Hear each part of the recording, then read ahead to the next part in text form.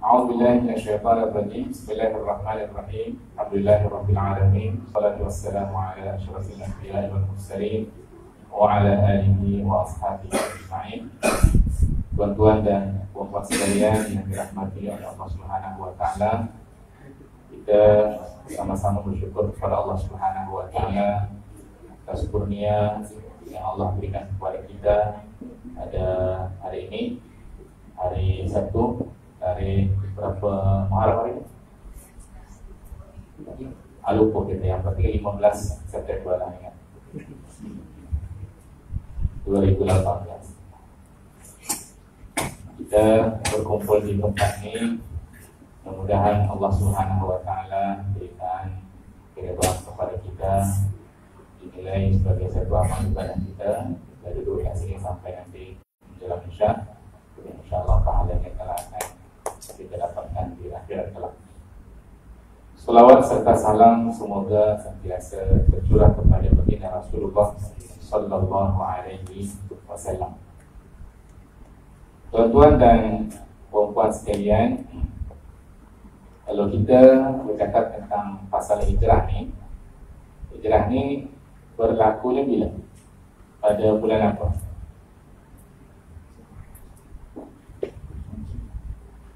Dia berlaku pada bulan Rabiul Awal, bukan pada bulan Muharram. Baginda Rasulullah sallallahu alaihi wasallam sampai di Madinah itu pada 12 Rabiul Awal, ya. Tetapi kenapa kita memperingati hijrah ni pada 1 Muharram, walaupun dia berlaku pada bulan Rabiul Awal? Para ulama mengatakan walaupun hijrah Nabi itu pada bulan Rabiul Awal, akan tetapi niat itu sudah ada pada bulan Muharram. Sebab itulah ketika penanggalan, ya, bulan Qamariyah ini atau bulan Hijriyah oleh Umar bin Khattab radhiyallahu taala anhu itu dimulai pada bulan Muharram. Maka jadilah dia tahun baru Islam sampai hari ini, 1 Muharram. Dan sekarang ini sudah sampai kepada 1400 berapa? 40, ya. 1440 Hijriah. Dahulu saya masa belajar kalau sebut tarikh Hijriah itu hafal lah. Tapi bila balik kemari boleh lupa pula. Kita lebih ingat 15 September daripada tarikh Hijriah, ya.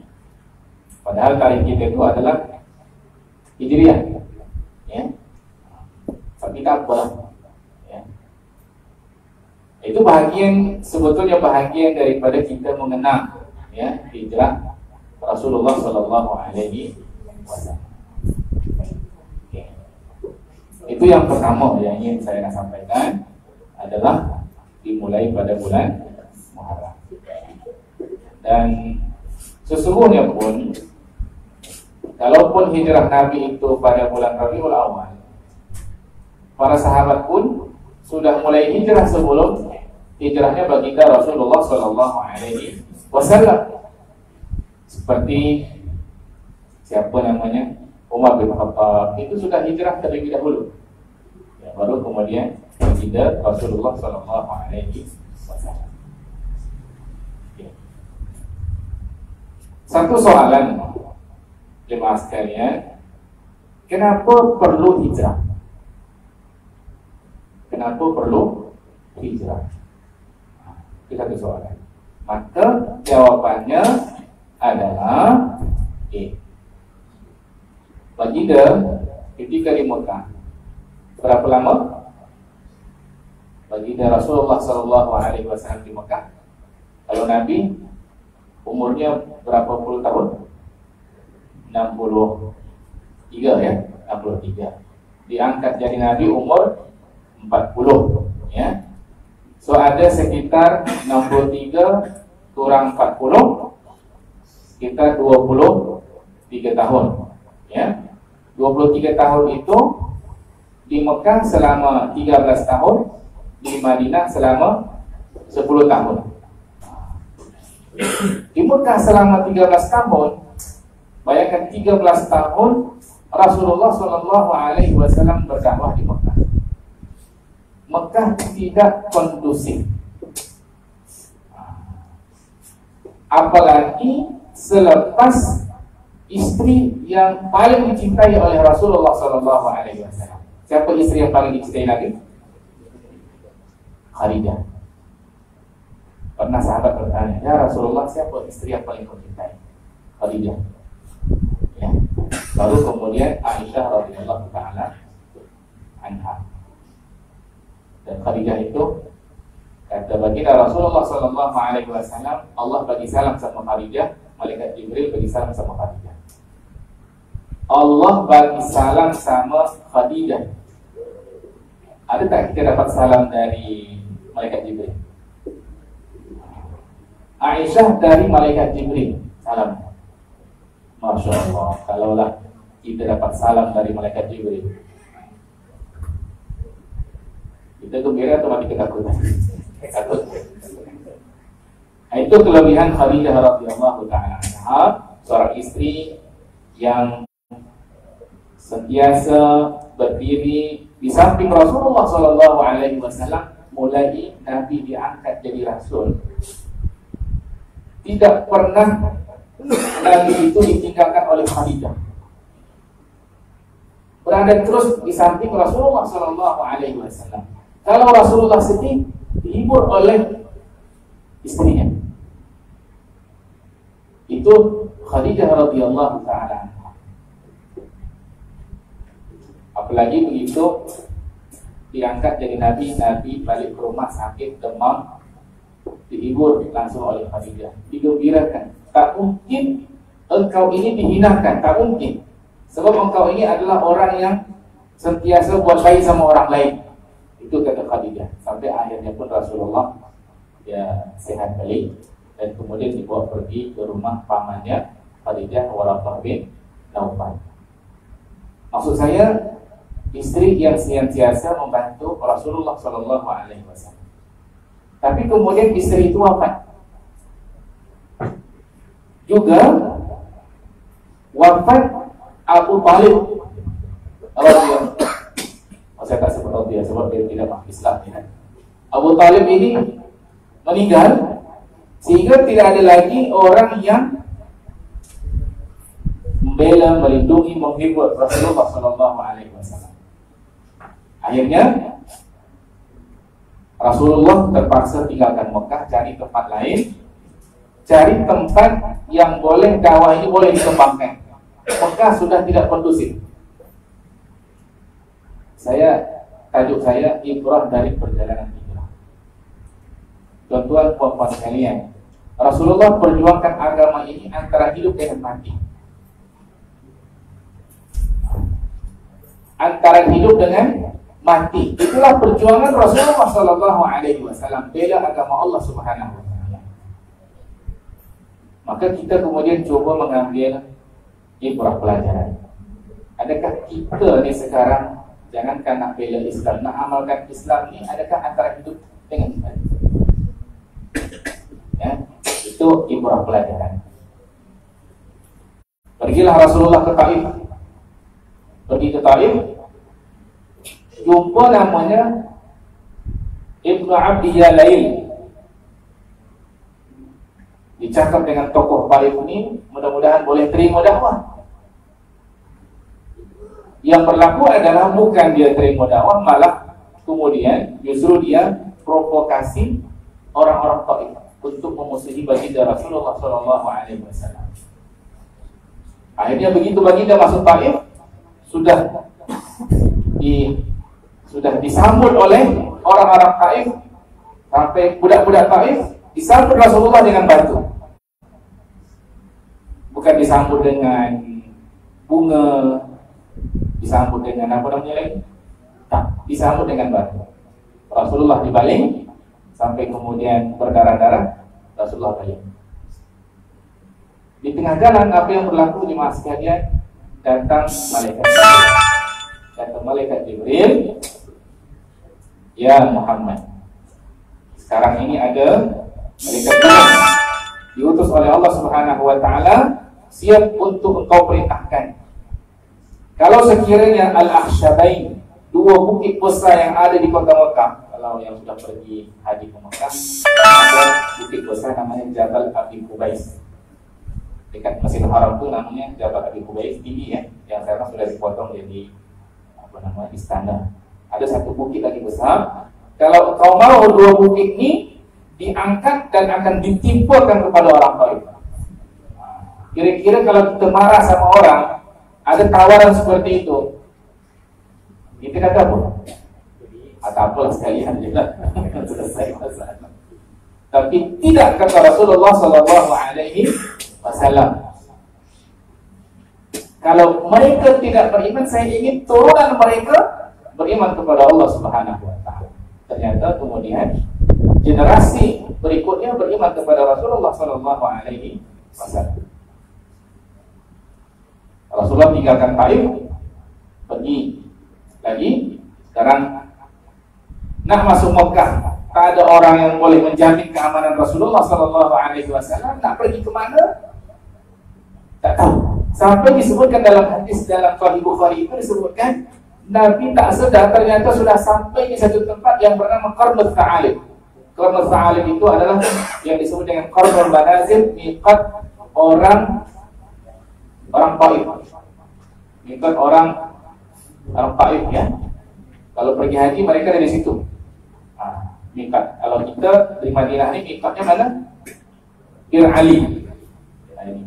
Qarnul Tha'alib sampai situ. Tak sedar tiba-tiba sudah sampai tempat itu. Maknanya Rasulullah sedih sangat. Akhirnya Rasulullah pergi lagi sampai ke satu lembah, berjalan terus malam hari sampai subuh di satu lembah yang disebut dengan Wadi An-Nakhlah, lembah Nakhlah. Sampai ke situ Nabi sholat subuh. Tuan-tuan sekalian, sedang sholat subuh itulah Nabi didatangi oleh jin. Beberapa jin mendengar bacaan Al-Quran Rasulullah Sallallahu Alaihi Wasallam tanpa sepengetahuan Nabi. Jin ini ta'ajub dengan bacaan ayat Al-Quran, akhirnya masuk Islam dan jadi ustaz untuk kalangan jin. Ada juga ustaz kalangan jin ya. Itu baca nanti dalam surah Al-Ahqaf. Dalilnya surah Al-Ahqaf ya. Dan juga dalam surah Al-Jin, boleh baca. Di sana akan kita jumpai qul uhiya ilayya annahu istama'a nafarun minal jinni faqalu, seterusnya. Ada jin yang mendengar bacaan Al-Quran Rasulullah Sallallahu Alaihi Wasallam. Ringkas cerita, saya nak bagi tahu jemaah sekalian betapa susahnya Rasulullah Sallallahu Alaihi Wasallam nak perjuangkan agama. Itu yang maksud saya. So kita nak ambil apa? Ibrah. Betapa susahnya nak perjuangkan agama Allah Subhanahu wa Ta'ala. Dah. Ringkas cerita, Nabi masuk Mekah balik. Ya. Kemudian Rasulullah tinggal menunggu perintah untuk hijrah ke Madinah. Itulah awal hijrah ke Madinah. Para sahabat disuruh hijrah dulu. Rasulullah menunggu perintah dari Allah Subhanahu wa Ta'ala. Saudara jemaah sekalian, ada satu riwayat yang mengatakan bahawa Abu Bakar ni dia selalu datang jumpa Nabi dan bertanya, "Ya Rasulullah, bila hijrah? Bila hijrah? Bila hijrah?" Dan Nabi itu belum datang lagi perintah Allah Subhanahu wa Ta'ala.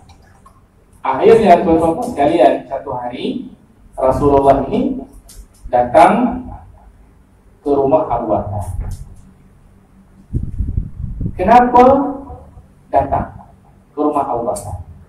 Ternyata perempuan dan tuan-tuan sekalian, ternyata orang-orang Quraisy sudah berhimpun pada malam itu untuk membunuh Rasulullah Sallallahu Alaihi Wasallam. Orang Quraisy mereka musyawarah di satu tempat namanya Darun Nadwah. Mereka bincang macam mana nak selesaikan Muhammad ini. Ada 3 pilihan disebutkan oleh Allah Subhanahu wa Ta'ala. Tiga pilihan. Pertama, ini ada dijelaskan di dalam surah Al-Anfal ayat 30, nanti boleh dibuka. Ya. A'udzubillahi minasyaitonir rajim. Wa idh yamkuru bikal ladzina kafaru liyuthbituka aw yaqtuluka aw yukhrijuka wa yamkuruna wa yamkurullah wallahu khairul makirin. Dan ingatlah ketika yamkuru bikal ladzina kafaru, orang-orang kafir membuat konspirasi. Nah, apa? Tiga. Pertama, liyuthbituka, nak memenjarakan engkau, nak penjarakan Rasulullah sallallahu alaihi wasallam. Adalah kita, mereka kata, sudah susah kita dibuat Muhammad ini, kita penjarakan sajalah dia. Itu bulan pertama. Kita tangkap, kita penjarakan. Kata mereka, kalau kita penjarakan, masih lagi ada kat sini. Nanti pengikutnya marah pula. Itulah kata, lius itu kan. Oke. Kalau begitu, jangan kita penjarakan. Ya. Kita yukhrijuka, kita usir sajalah dari Mekah ini. Diusir dari Mekah, keluarkan dari Mekah. Kata mereka, kalau kita keluarkan dari Mekah ini, dia pergi. Nanti kalau dia pengaruhi orang lain, banyak pula pengikutnya, berbahaya juga. Nah, itu kata mereka. Kalau nanti semakin banyak pengikutnya, dia serang kita, masalah pula. Akhirnya, tuan-tuan puan sekalian, datang seorang syekh pakai jubah, ikut musyawarah dalam majlis mereka. Jangan penjarakan, jangan diusir dari Mekah, bunuh saja. Ternyata orang yang datang bentuk syekh tadi itu adalah iblis. Ternyata pun iblis ikut musyawarah memutuskan untuk membunuh Rasulullah sallallahu alaihi wasallam. Dalam surah Al-Anfal tersebut, au yaqtuluka, atau membunuhmu. Jadi tiga pilihan. Jadi pilihan terakhir adalah untuk membunuh Rasulullah sallallahu alaihi wasallam, dan cara membunuhnya pun tengok. Okey, sepakat kita bunuh dia. Macam mana cara membunuhnya? Kita ni ada beberapa kabilah, sampai 11 kabilah bahkan lebih di Mekah. Kalau satu kabilah nanti membunuh Muhammad, kalau keluarga Muhammad marah, dia balik balas. Masalah akan berlaku peperangan. Cara membunuhnya macam ni. Kita ambil setiap kabilah seorang pemuda yang kuat dan perkasa. Kita bagi dia pedang. Masing-masing kabilah mengutus satu orang yang kuat. Mereka akan mendatangi rumah Muhammad, menunggu Muhammad keluar. Dikata macam tu. Begitu keluar, mereka pancung Muhammad dengan sekali pancung bersamaan. Sehingga kalau sudah semua kabilah seperti itu, maka keluarga Muhammad tidak mampu lagi untuk menuntut. Sebab semua kabilah sudah berserikat seperti itu. Okelah, kata mereka. Ternyata tuan-tuan puan sekalian, konspirasi ini dibagi tahu oleh Allah Subhanahu wa taala kepada malaikat Jibril. Jibril bagi tahu kepada Nabi Muhammad sallallahu alaihi wasallam. Sama seperti konspirasi yang dilakukan oleh orang-orang Yahudi, ingin menjatuhkan batu ke atas Rasulullah sallallahu alaihi wasallam. Dan Rasulullah pergi ke satu kabilah namanya Bani Nadir, kabilah Yahudi. Nabi pergi ke sana, sedang bincang dengan mereka tentang satu masalah. Nabi sedang berdiri di tepi, ini apa namanya? Dinding, ya, dinding. Dan orang Yahudi ini tadi menyuruh seseorang naik ke atas dinding tadi, menjatuhkan batu besar ke atas Rasulullah sallallahu alaihi wasallam. Teman-teman sekalian, datang malaikat Jibril bagi tahu Nabi bahwa ada yang nak membunuh engkau. Akhirnya Rasulullah segera balik ke Madinah. Ini membuktikan, tuan-tuan puan sekalian, Rasulullah itu, ya, sebelum turun ayat yang menjamin Rasulullah Shallallahu Alaihi Wasallam, ya, ada ayat yang turun yang menjamin bahwa Rasulullah itu tidak mati dibunuh oleh manusia. Itu ada ayat yang sebelum turun ayat ini Rasulullah ada penjaga. Begitu turun ayat ini Rasulullah kata sekarang saya tidak perlu dijaga.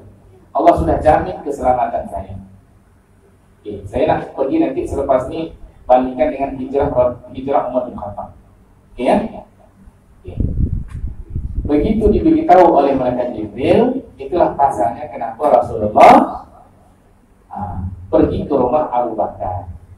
Sebab dia kata sudah turun perintah Allah Subhanahu wa taala untuk hijrah. Karena sudah sampai kepada tahap yang sangat kritikal. Kalau tidak hijrah akan berlaku sesuatu kepada baginda Rasulullah Sallallahu Alaihi Wasallam. Itulah yang saya katakan. Rasulullah perjuangkan agama ini antara hidup dengan mati. Sama seperti istri kita melahirkan, antara hidup dengan mati. Itulah kira-kira. Ya, bukan senang. Jadi pergilah jumpa Abu Bakar radhiyallahu taala anhu. Ketika sampai ke rumah Abu Bakar, Rasulullah itu selalu jumpa, datang ke rumah Abu Bakar itu tidak seperti saat ini. Ya, kadang dia datang nak dekat-dekat maghrib biasa jumpa. Tapi kali ini Abu Bakar terkejut. Tak seperti biasa, kata Abu Bakar, kenapa pula Rasulullah datang siang-siang? Dan saat datang Rasulullah itu dia ada selimut, ya. Biasanya dia pakai biasa untuk buka wajah. Tiba-tiba dia tutup wajahnya. Kata Abu Bakar, apa pasal Rasulullah macam ni? Kita sudah tahu sebabnya. Rasulullah akan dibunuh. Ya?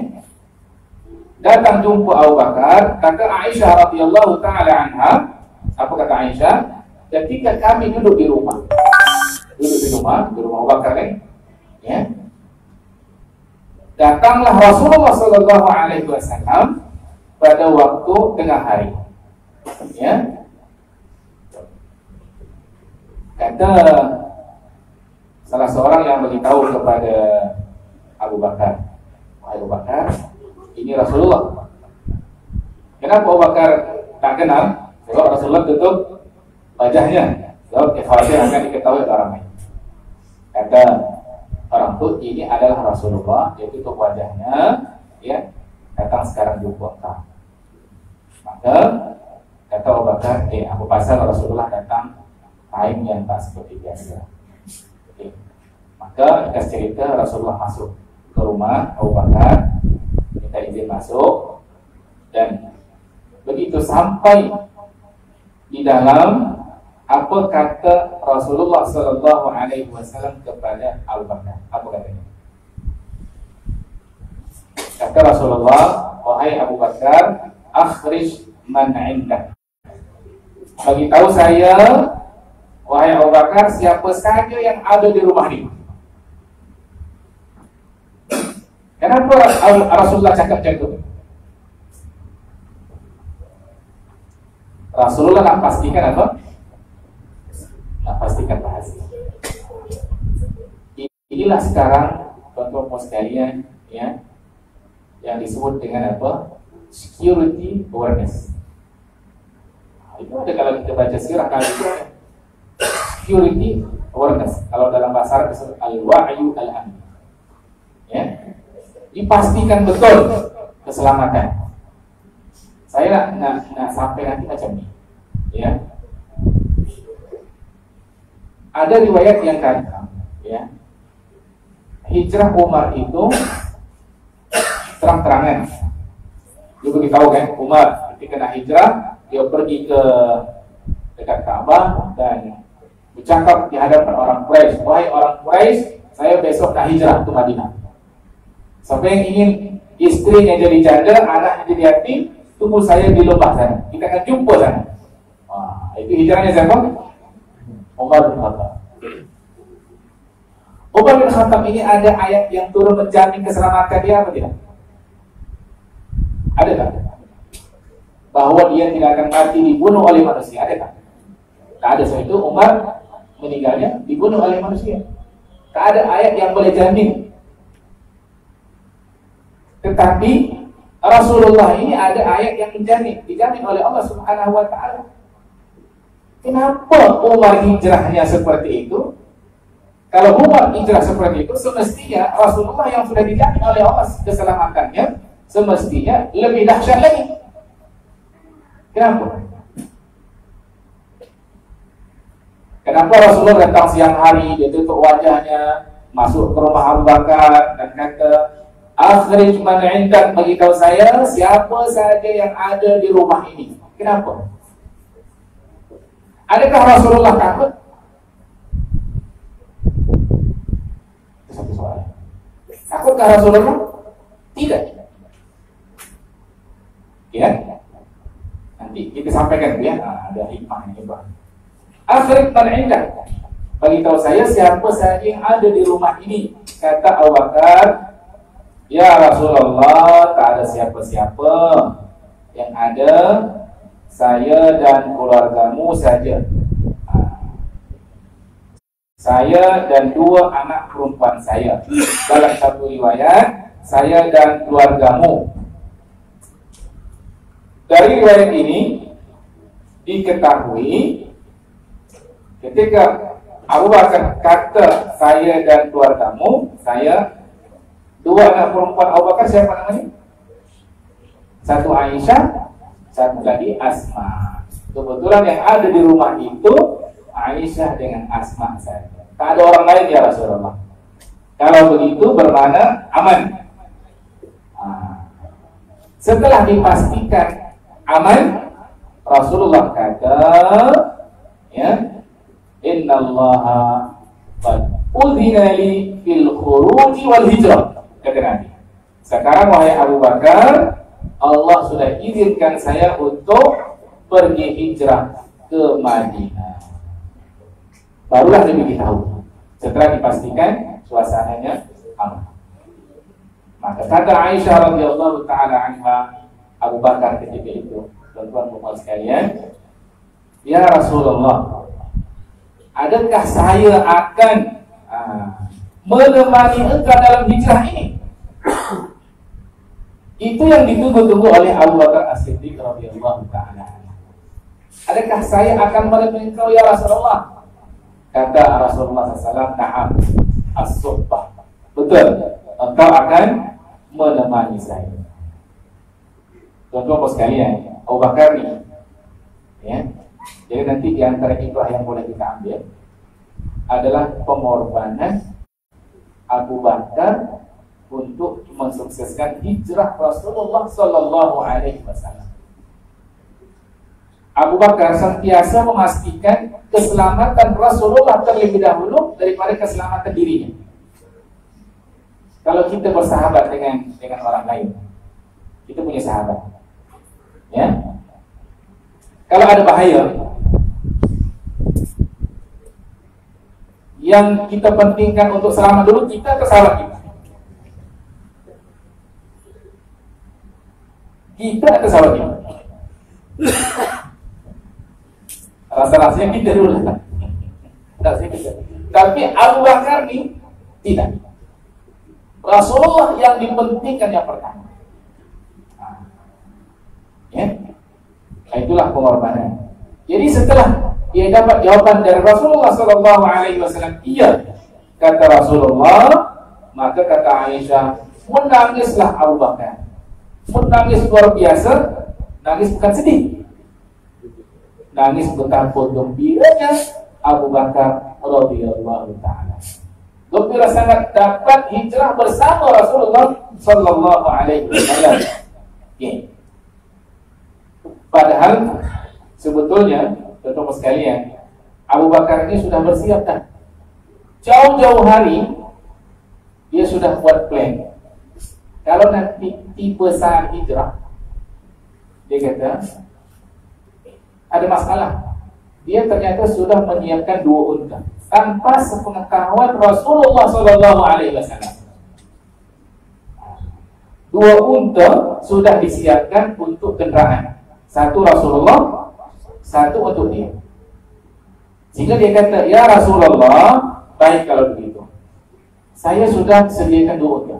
1 untuk engkau, satu untuk saya. Saya bagi, kata Abu Bakar, saya bagi. Apa kata Nabi? Tidak ya Abu Bakar.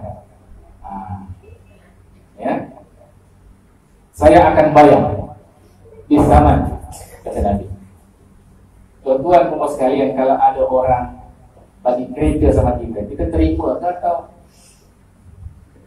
tak payah, saya kena bayar. Tak payah ambil je lah, tak saya bayar. Kita nak ambil saja atau mesti kita bayar juga? Ambil je. Orang bagi kereta apa boleh kita ambil? Rasulullah tidak. Masya Allah. Ini kalau kita baca kisah ni demi satu kita ambil ibrah luar biasa, teman-teman sekalian. Ya, satu kata, dua kata dari kisah ini luar biasa. Ya, tak habis dalam tahun. Tapi tak apalah, kita coba apa yang boleh kita dapat ya. Tidak, kata Nabi, saya bayar. Akhirnya dibayar oleh Rasulullah SAW. Rasulullah tak nak yang free ya, yang bayar juga. Kalau pun orang bagi free, dia kata terpaksa saya bayar juga. Tak nak Rasulullah free. Okey. Lepas tu, sebab jalan ke Madinah ini bukan jalan yang biasa ditempuh. Kalau jalan yang biasa ditempuh ini bahaya sebab akan jumpa orang. Ini adalah hijrah.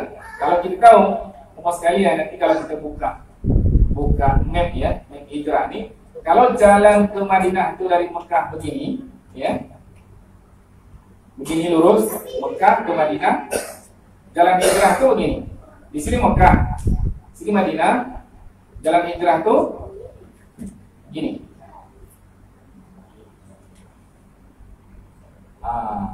Apa namanya? Zigzag ya. Jalan tempo ya. Jalan kelok-kelok. Jadi kalau orang cari ke sini, dia sudah pindah sini. Orang cari ke sini, sudah pindah sini. Cari ke sini, sudah pindah sini. Itu sudah sampai ke Madinah. Oke. Itu yang dirancang oleh baginda Rasulullah SAW. Terpaksa menyewa penunjuk jalan, guide. Maka dicarilah siapa namanya, disewalah ya, namanya Abdullah bin Uraiqid. Tuan-tuan sekalian, Abdullah bin Uraiqid ini bukan Muslim. Dia seorang kafir, tapi dia boleh dipercaya. Akhirnya disewa. Bayangkan, ini kan semuanya bahaya. Tapi orang ni, walaupun dia kafir, tak beriman kepada Allah Subhanahu wa taala, rupanya ada orang seperti itu yang boleh dipercaya.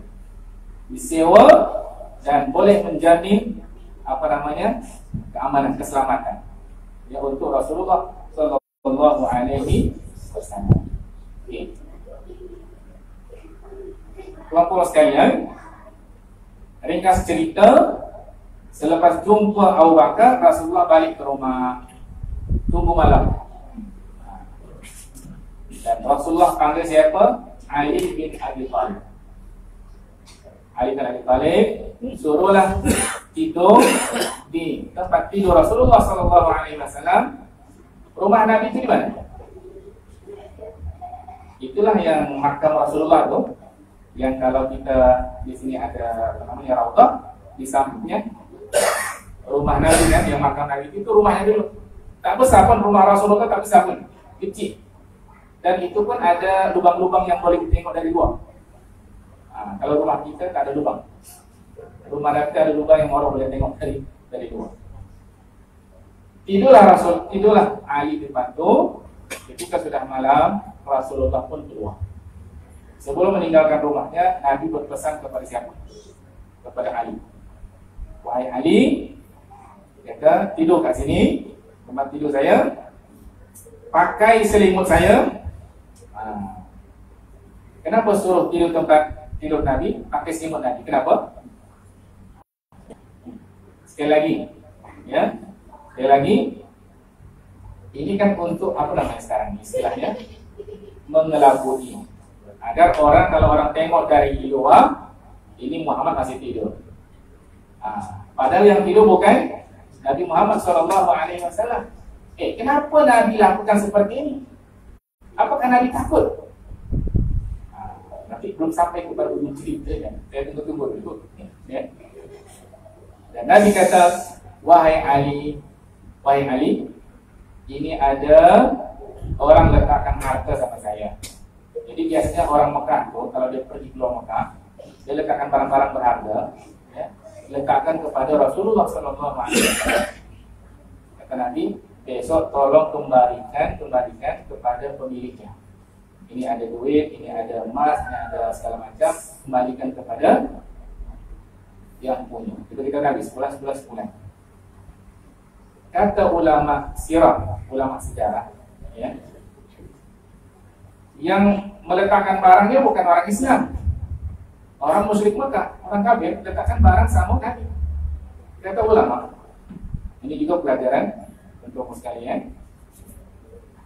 Orang Mekah nih, karena orang-orang musyrik Mekah ini kan menuduh Nabi apa? Pembohong, orang gila, betul tidak? Dituduh pembohong, dituduh gila. Akan tetapi yang uniknya, mereka tidak menemukan orang yang paling amanah untuk diletakkan harta-harta mereka selain Rasulullah SAW. Ini apa tidak? Masih yang sama dituduh Nabi itu gila, pembohong. Tapi mereka tak temukan siapa yang paling amanah. Tak ada, kecuali Rasulullah SAW. Bukankah mereka telah gelar Nabi sebelum diangkat jadi Nabi pun Nabi telah digelar oleh mereka dengan Al-Amin. Inilah masalah orang Mekah sendiri. Dia tahu Rasulullah itu jujur, tapi macam mana agar Rasulullah ini pengaruhnya tak boleh berkembang, dituduh macam-macam kepada Rasulullah SAW. Ringkas cerita lagi, di banyak kita ringkas. Nabi pun keluar. Ali tidur, Nabi keluar. Ketika Nabi keluar, dalam riwayat Nabi mengambil apa? Pasir. Ya? Dia ambil pasir, kemudian ditaburkanlah ke kepala orang-orang yang mengelilingi rumah Nabi. Rupanya mereka semua tertidur semuanya. Ya.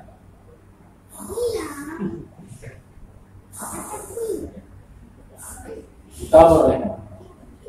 Tidur. Ini kepala mereka penuh pasir. Ya. Ini dalam buku sirah, namanya Sirah Ibn Hisham. Ya, kalau kita baca buku ini bahasa Arab ya tentang sirah Nabi, namanya Sirah Ibn Hisham.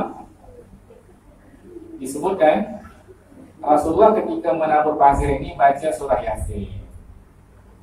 Yasin wal Qur'anil Hakim innaka laminal mursalin ala siratal mustaqim sampai 1-9 ya.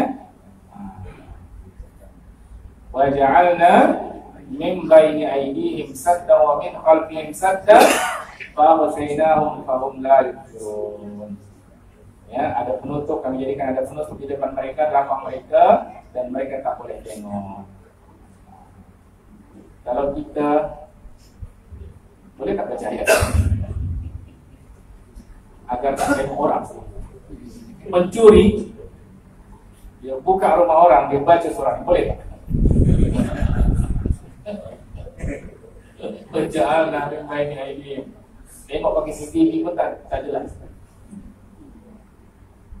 Ini kalau orang yang baik tak ada masalah, tapi kalau niat jahat tak menjadi ayat ini.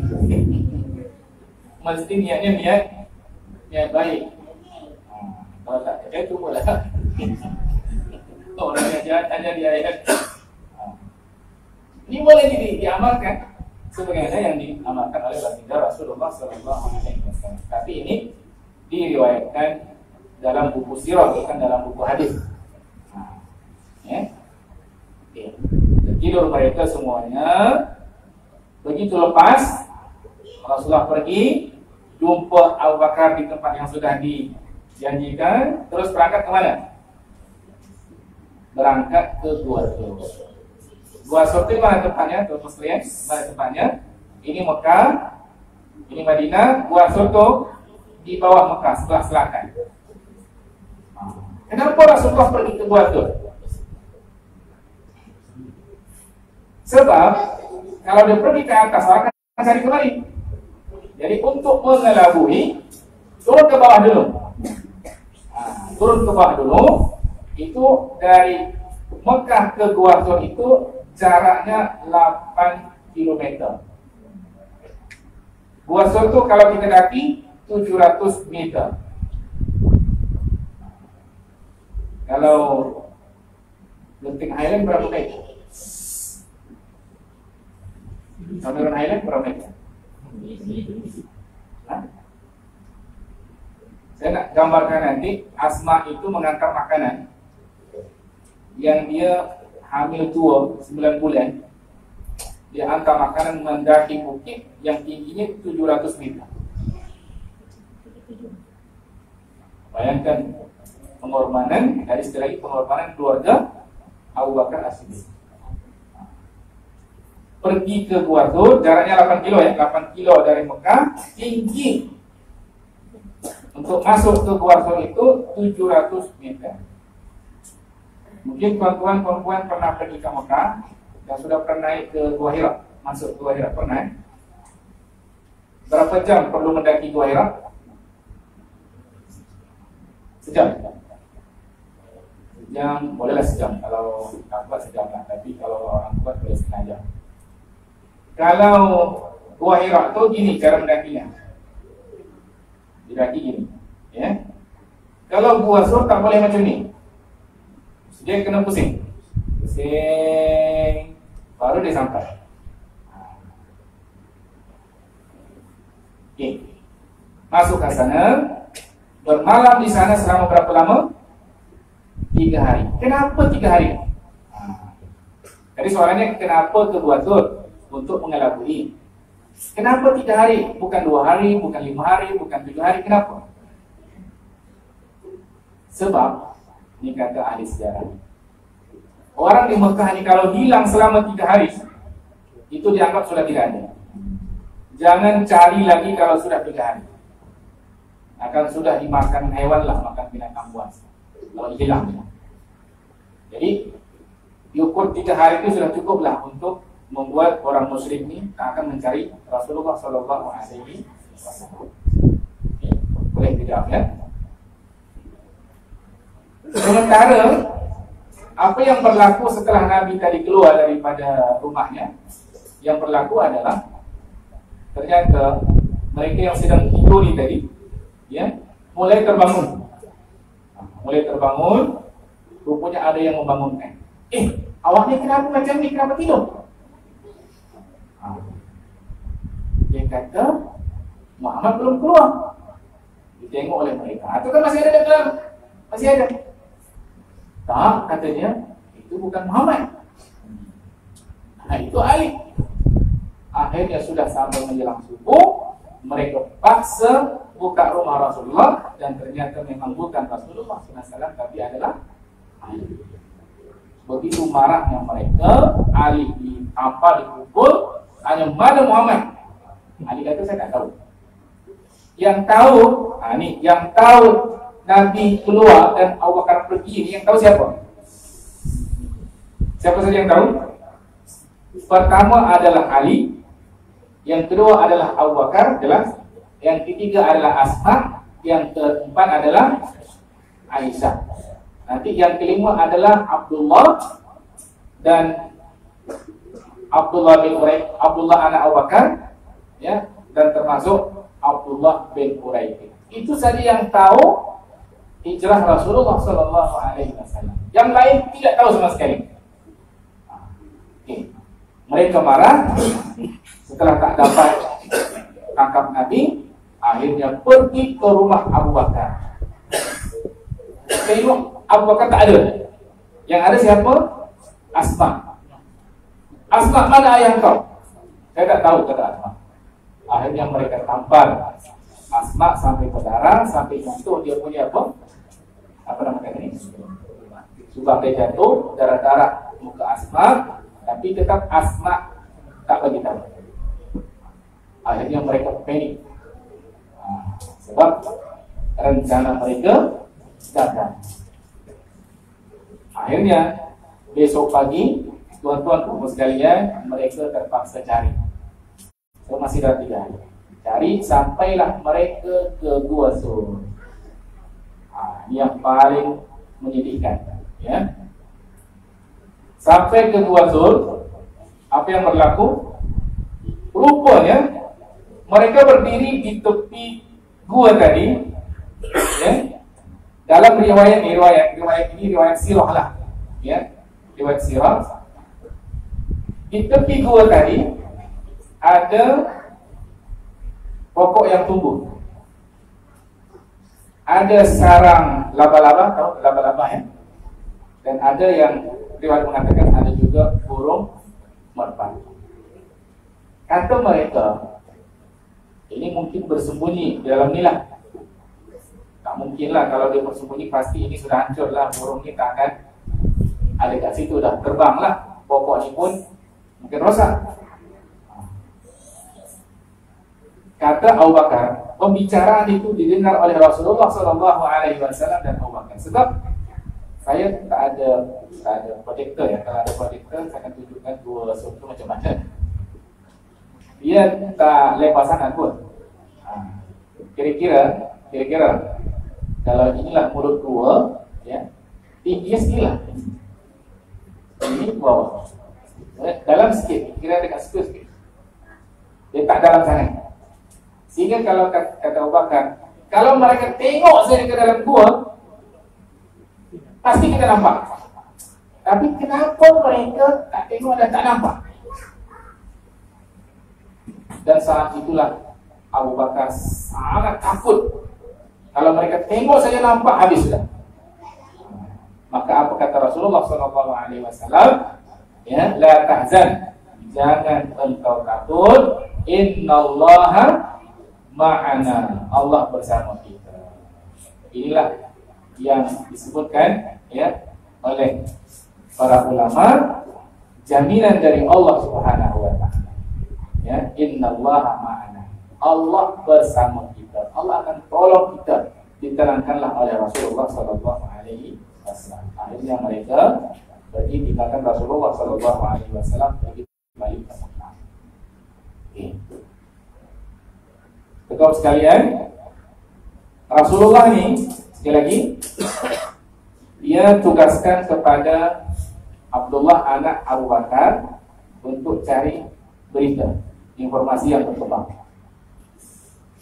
Kalau siang hari dia pergi ke Mekah, cari informasi orang Mekah ini apa yang mereka kata tentang Rasulullah dan Abu Bakar yang sudah hilang. Apa kata mereka?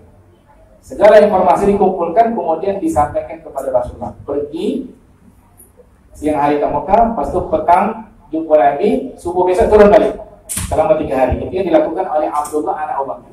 Sementara Asma menghantarkan makanan. Okey. Tuan-tuan, perempuan sekalian, saya nak kata, mulai tadi berangkat dengan tutup wajah, tidak waktu yang biasa Nabi jumpa Abu Bakar, sampai kemudian suruh Ali tidur di tempatnya, pergi ke Gua Sur 3 hari. Ini kan semuanya apa namanya? Nabi berusaha sedapat mungkin bagaimana terhindar dari mereka agar tidak diketahui. Padahal Nabi itu sudah dijamin oleh Allah Subhanahu wa taala tidak akan mati dibunuh oleh manusia. Manakala Umar bin Khattab, kalau ikutkan riwayatnya, hijrahnya terang-terangan. Soalnya sekarang saya nak tanya, kenapa?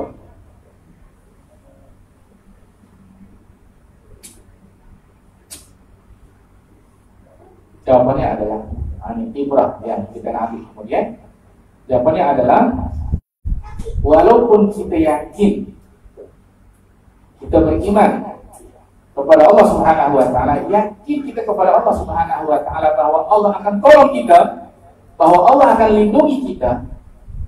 Tapi keyakinan kita seperti ini tidak kemudian menafikan kita untuk mengambil asbab keselamatan, untuk mengambil ikhtiar. Itulah yang ingin diajarkan dalam hijrah. Kita yakin tak Allah akan tolong kita? Yakin tak? Yakin. Kita yakin tak Allah akan sembuhkan kita? Contohnya lah, kalau kita sakit, yakin tak? yakin, ya. Tapi apakah keyakinan kita bahwa Allah sembuhkan kita, buat kita tak sampai pergi ke hospital? Saya yakin Allah akan sembuhkan kita. Dia yakin. Lepas tu, tak payahlah pergi hospital, duduk kat rumah je. Kalau Allah sembuhkan, sembuh itu. Ternyata walaupun kita punya keyakinan seperti itu, tidaklah kemudian menafikan agar kita untuk tetap mengambil asbab ikhtiar. Itulah yang ingin diajarkan dalam kisah hijrah ini. Untuk kita mengambil ikhtiar. Ya. Oke. Udah berapa tuh pelajarannya? Saya ada 4 ya. 4. Oke. Lepas tu, jemaah sekalian, Rasulullah keluar daripada Gua Zur, pergi terus ke arah Madinah.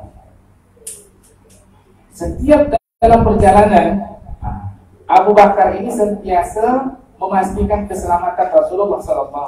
Tadi di dalam gua tu, sebelum Rasulullah masuk, kata Nabi, saya masuk duluan. Tak payah Rasulullah, saya masuk duluan. Untuk memastikan gua ini aman atau tidak. Sebab biasanya kalau gua tentu ada penghuninya. Abu Bakar masuk, bersihkan gua, sudah ini, baru kemudian dipersilakan Rasulullah masuk. Dalam riwayat disebutkan ketika Rasulullah masuk dalam bersama Abu Bakar, Rasulullah tidur di atas pangkuan Abu Bakar. Lubang-lubang yang tadi sudah ditutup, ternyata sudah habis bahan untuk menutup lubang, masih terbuka lagi, ditutup dengan kakinya. Ternyata di dalam lubang itu ada hewan, ada ular. Itulah yang mematuk Abu Bakar sampai Abu Bakar itu menahan sakitnya, tapi dia tak mau nak bergerak bagi tahu Rasulullah SAW sampai saking sakit yang menetes air mata kena ke pipi Rasulullah SAW. Rasulullah pun terbangun. Kenapa Abu Bakar? Rupanya dibatuk ulang. Mana dia kata Nabi? Ditunjukkan kaki yang dibatuk ulang tadi. Kemudian kalau dalam bahasa Arab disebut yamfus, dia diludahi, tapi bukan air ludah, ya, dihembus tapi ada sedikit air lah. Maka kemudian kembali sehat seperti biasa. Maksud saya adalah Abu Bakar ini, jadi pelajaran yang berikutnya adalah yang boleh kita ambil pengorbanan yang diberikan oleh Abu Bakar As-Siddiq radhiyallahu taala. Di perjalanan hijrah pun, ketika Rasulullah nak rehat, itu sentiasa Abu Bakar bersihkan tempat itu, bentangkan kain, baru Rasulullah dipersilakan duduk. Dan ketika nak berangkat pun tak ada perintah, ya Rasulullah kita berangkat, tidak. Ditunggu Rasulullah itu, kalau berangkat kata Nabi. Kalau belum berangkat. Betapa setianya Abu Bakar menemani Rasulullah SAW. Masya Allah ya. Jadi sebab itulah jemaah sekalian, di antara sahabat yang paling dicintai oleh Rasulullah ini adalah Abu Bakar. Abu Bakar ini pernah ditanya oleh Rasulullah SAW dalam perang Tabuk. Perang Tabuk ini diminta semua sahabat nak bagi sumbangan. Ya, Abu Bakar bagi sumbangan, Umar bagi sumbangan, semua bagi sumbangan. Selepas semua bagi sumbangan, Rasulullah bertanya, Ya Abu Bakri, Mada tarakta li ahli. Wahai Abu Bakar, apa yang engkau tinggalkan untuk keluargamu? Itu kata siapa? Rasulullah SAW.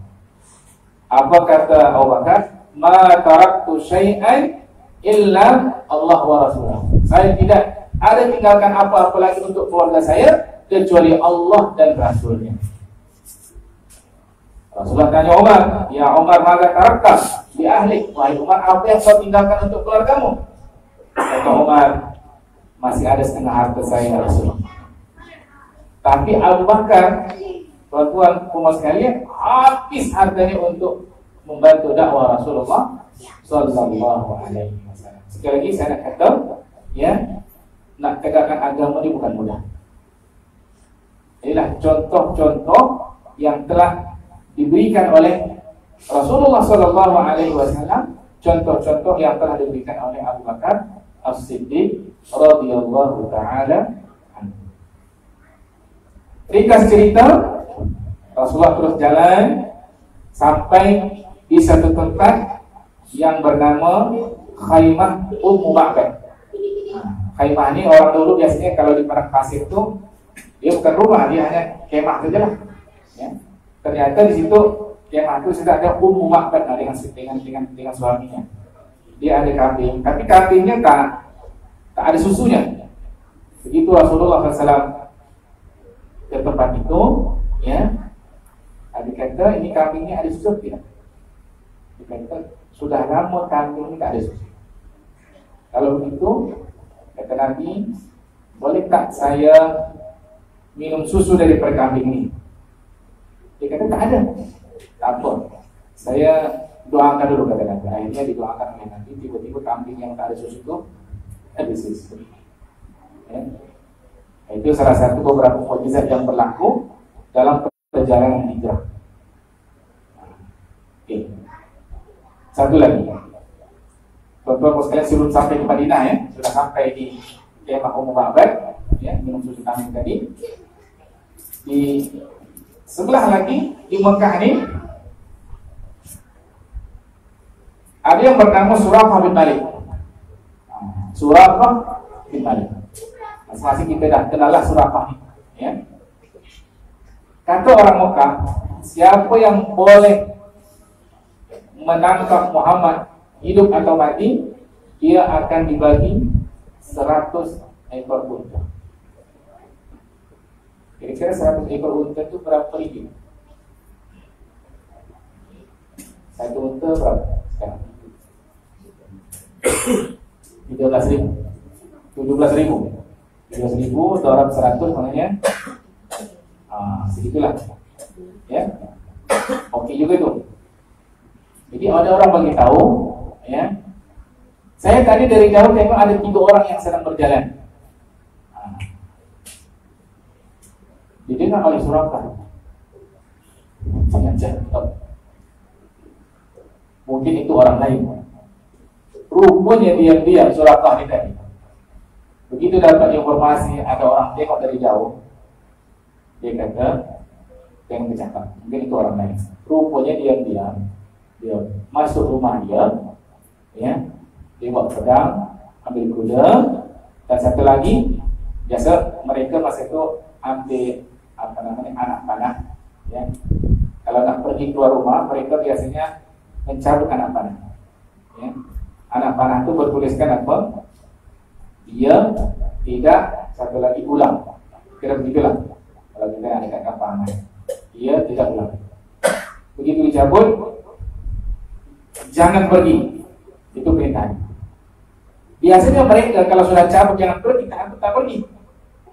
Tapi Suraqah yang begitu cabut jangan pergi, dia pergi juga. Dan dia bawa tadi alat telah dia bawa. Dia kejar, dia nampak ada dari jauh tadi orang bergerak, dia kejar. Begitu tengah jalan, dia ragu. Dia cabut lagi dia punya anak panah ini, ya. Cabut, jangan pergi. Akhirnya dia pergi juga. Akhirnya sampailah mendekati Rasulullah SAW dan Allah. Mereka cerita, ya, dia 3 kali terjatuh. Terjatuh, kaki kudanya bangkit lagi, jatuh lagi, bangkit lagi. Dia kata, ini pertanda tak baik. Sampai terjatuh 3 kali. Akhirnya, dengan ceritanya dia masuk Islam. Di situ. Dan kata Nabi, kata Suraqah, ya Rasulullah, apa yang sekarang mesti saya lakukan? Kata Nabi, engkau balik ke Mekah, beritahu mereka jangan cari lagi Muhammad, dia sudah tak ada. Dan kemudian Rasulullah menjanjikan kepada Suraqah, wahai Suraqah, engkau akan mendapatkan kalung apa namanya? Gelang, ya. Gelang Kisra. Kisra itu Parsi. Parsi ini baru ditaklukkan oleh Parsi ini Persia. Ada satu lagi Romawi, ya. Kalau Kaisar itu Romawi, kalau Kisra, ya, itu adalah Parsi, Persia. engkau nanti akan dibagi kalung raja Persia. Itu kata Rasulullah SAW. Bila ditaklukkan Persia, itu bukan pada masa Nabi, itu pada masa Umar bin Khattab. Kalau Rasulullah itu katakan kisah hijrah ini ke Madinah, berarti ada 10 tahun di Madinah. Lepas itu masa Khalifah Abu Bakar 2 tahun. Umar berapa lama? Umar itu 10 tahun. Kira-kira baru terwujud apa yang dijanjikan oleh Rasulullah kepada Suraqah itu sekitar 15 tahun. Begitu Umar menaklukkan Persia. Begitu jumpa gelang Kisrani tadi, kata Umar bin Khattab, gelang ini tak boleh kita pakai. Umar ingat pesan Rasulullah SAW. Gelang ini adalah untuk siapa tadi? Untuk Suraqah bin Malik. Dibagilah. Begitu gelang tadi diberikan kepada Suraqah bin Malik, bercucuran air mata Suraqah bin Malik. Ingat dia sewaktu mengejar Rasulullah SAW. Oke. Selesai cerita itu, sampailah kemudian Rasulullah ke Masjid Quba. Dulu tak ada masjid, ya. Kalau Masjid Quba, Rasulullah dirikan Masjid Quba. Itulah masjid yang pertama yang dibina oleh Rasulullah SAW sebelum Masjid Nabawi. Masjid Quba pertama. Ya.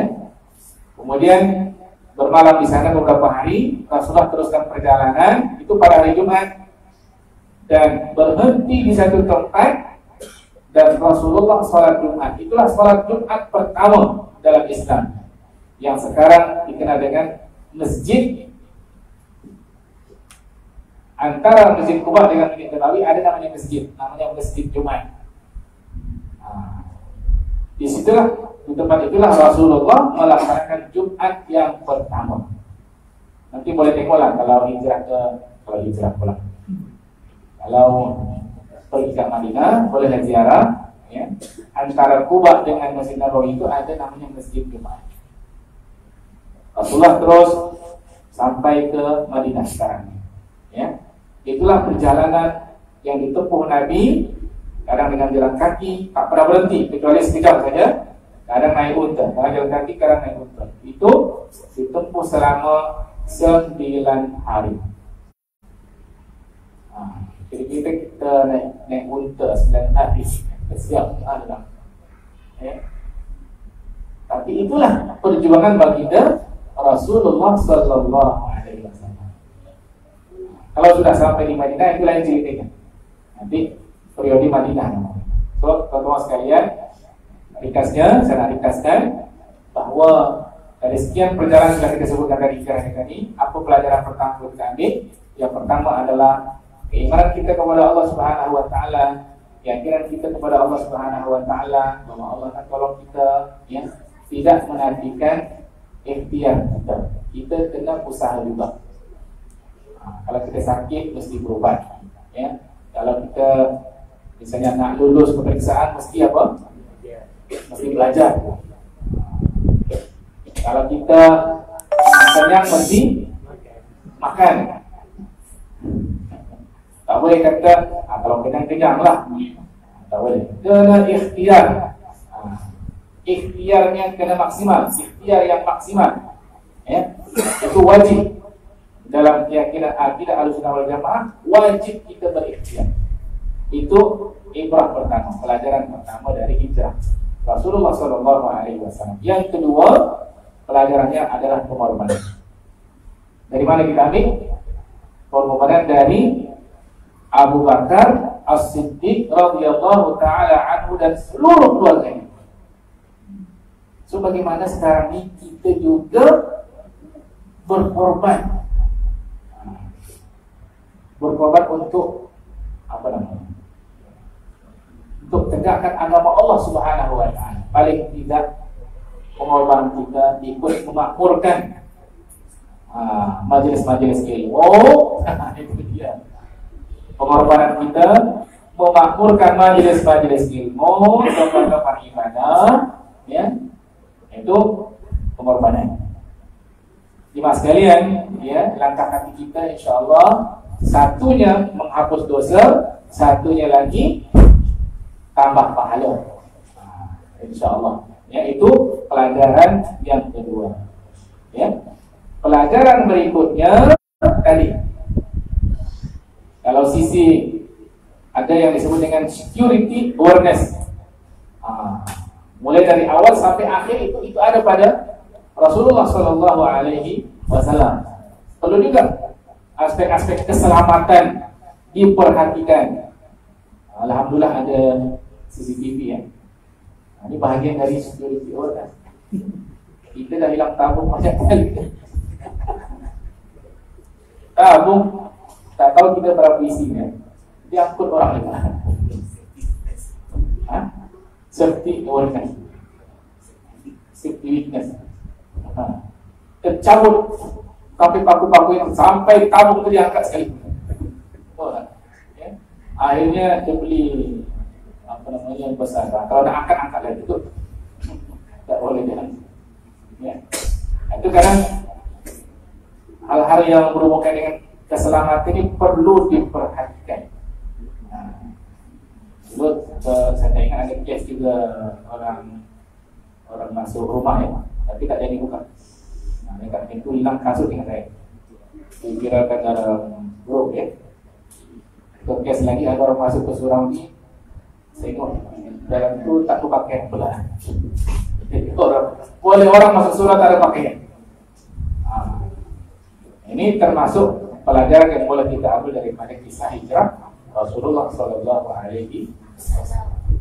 Jadi barangkali tujuan sekalian itu saja barangkali yang boleh saya sampaikan. Yang mudah-mudahan 3 pelajaran penting ini tadi boleh kita ambil dan kita amalkan dalam kehidupan kita sampai kita mengingati peristiwa hijrahnya Rasulullah Sallallahu Alaihi Wasallam. Masa pun sudah cukup ya, 9:05 dah. Lebih dan kurang saya mohon maaf. Assalamualaikum warahmatullahi wabarakatuh.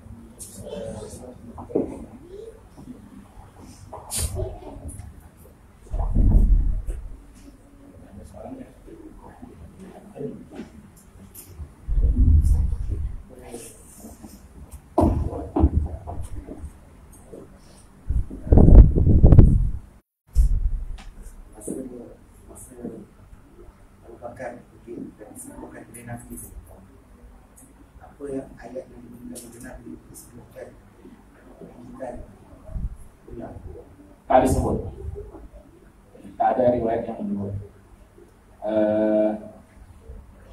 Rasulullah tak baca ayat pun kalau dia tiup saja disapu, sembuh dengan izin Allah. Itu mukjizat Rasulullah SAW. Sama kes yang berlaku pada Ali bin Abi Thalib radhiyallahu taala anhu ketika perang Khaybar. Perang Khaybar Nabi cari, besok saya akan berikan pedang ini ya, kepada orang yang dia dicintai Allah dan Allah mencintai dia.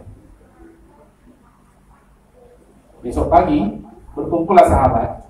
Umar bin Khattab ketika itu ingin mendapatkan fadilah itu agar dia termasuk orang yang dikatakan Nabi tadi. Dia mencintai Allah dan Allah mencintai dia. Semua sahabat berebut sampai Umar ketika itu berdirinya macam ini. Kalau berdiri biasa, dia berdiri macam ini. Agar lebih tinggi dari orang lain, agar ditengok oleh Rasulullah SAW sehingga ditunjuk Imam Umar sini. Dia berharap dialah yang ditunjuk.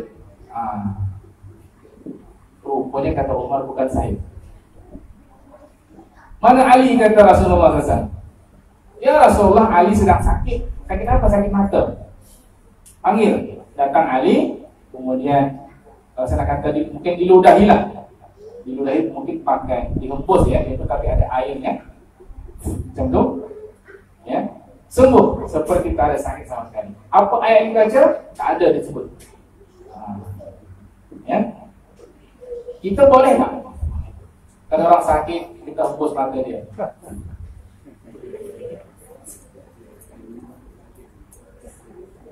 Dengan baca ayat Quran, boleh tak? Boleh, tak ada masalah. Apa ayatnya? Baca ayat Abdullah, ayat kursi tak baca, tak ada masalah. Tapi ada juga orang ketika itu dia kata kalau Muhammad boleh tiup mata orang orang itu jadi sembuh, siapa pun boleh. Namanya Musailamatul Kadzdzab yang mengaku jadi nabi. Dipanggillah orang yang matanya sakit. Dipanggil ke dia, kemudian dia tiup.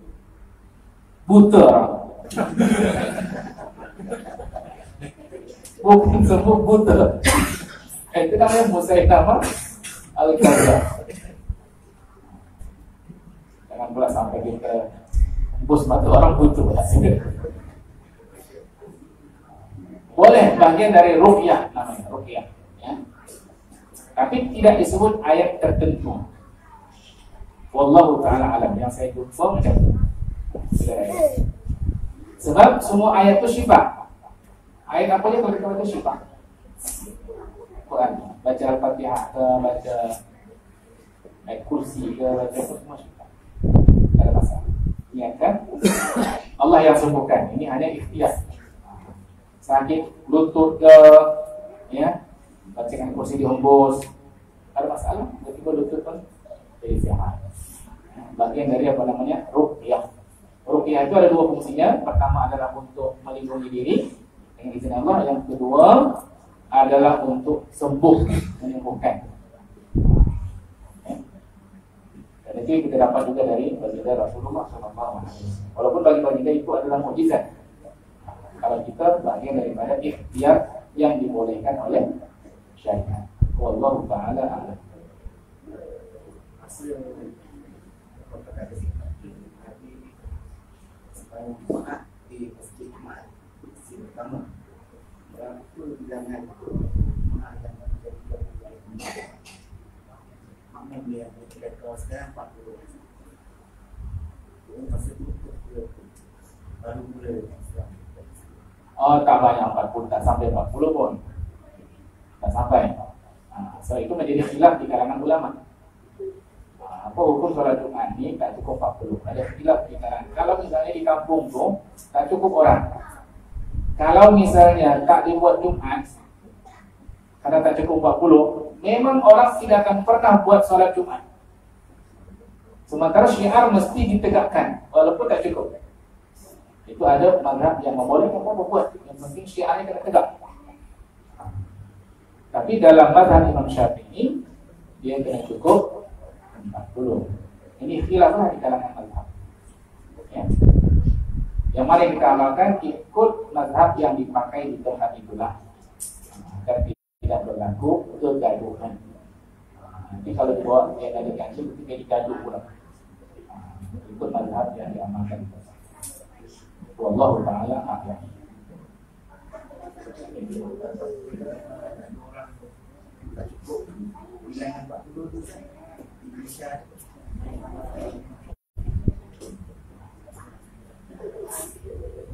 Ada juga yang saya dengar, ya, terpaksa yang bekerja itu balik kampung. Jadi orang kerja nak cukup 40, ya, nanti kalau Jumat kita balik, nak cukupkan 40 orang. Ada yang macam itu. Dia tak salah Jumat di tempat yang lain, dia kena balik kampung. Karena nak pegang dari mazhab tadi itulah yang cukup 40. Dia pun macam itu. Ya. Sekali lagi ini adalah khilaf di kalangan ulama, khilaf. Ya. Macam mana kita ikut mazhab, sekali lagi ikut mazhab yang diamalkan di Quran. Agar orang tidak jadi bergaduh.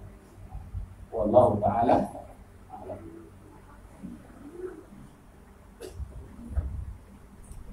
Sekali lagi, itulah insyaAllah dengan doa